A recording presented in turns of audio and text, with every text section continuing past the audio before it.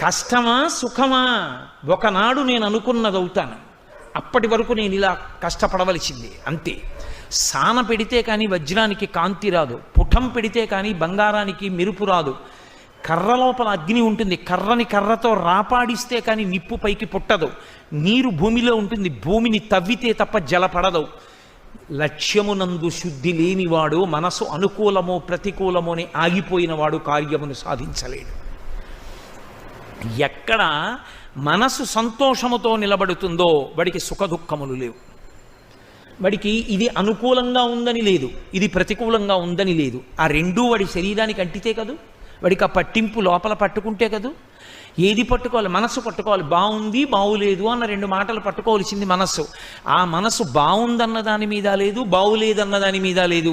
తను దేని మీద దృష్టి పెట్టాలనుకున్నాడో దాని మీదే నిలబడిపోయింది ఆ దృష్టి. ఇక అనుకూలము ప్రతి